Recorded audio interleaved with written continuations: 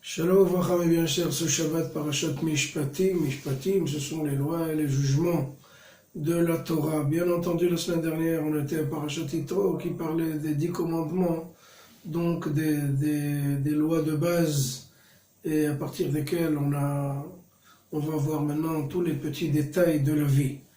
Et véritablement, c'est ça la Torah. La Torah, c'est les détails, c'est les petites choses de la vie, le train-train quotidien, le métro, boulot, dodo.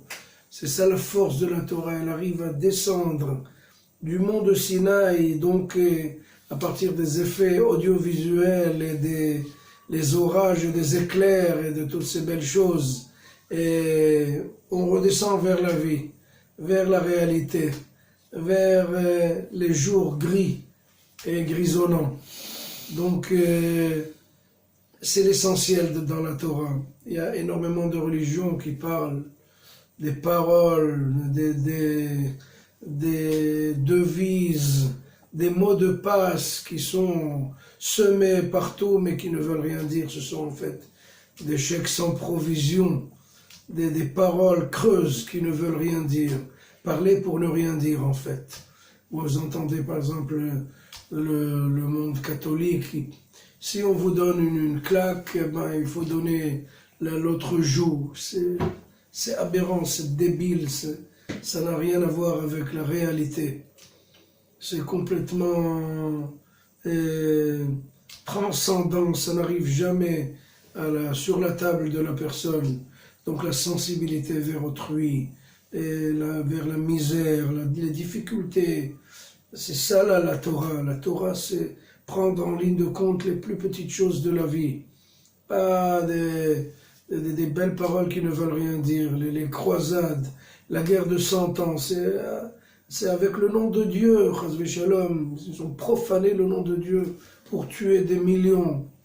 Même chose dans l'islam, malheureusement, en disant dans le Coran, Muhammad alayka azka salam, Mahomet, vous êtes le monopoliste de la paix dans le monde.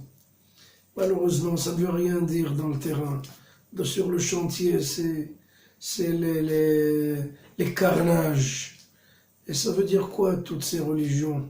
Si la religion ne descend pas vers la vie de tous les jours, pour nous guider, pour nous transformer, pour nous aider à travailler sur nos vertus, pour changer, pour métamorphoser notre vie en bien.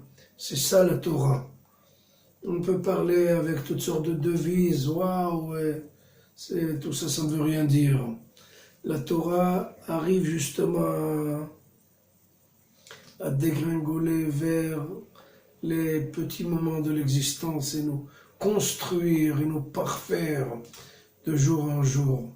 Et moi je dis très souvent quand je donne des cours à des couples avant le mariage, je leur dis n'écrivez pas sur la plaque sur votre porte ici cohabite en grand bonheur Julien et Roméo, Juliette et Roméo.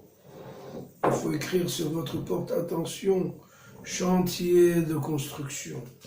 On se construit nuit et jour grâce justement à cette Torah qui est le matériau de construction par excellence pour nous soulever, pour nous relever, pour nous remettre sur nos bons penchants, parce que oui, on a aussi des mauvais penchants.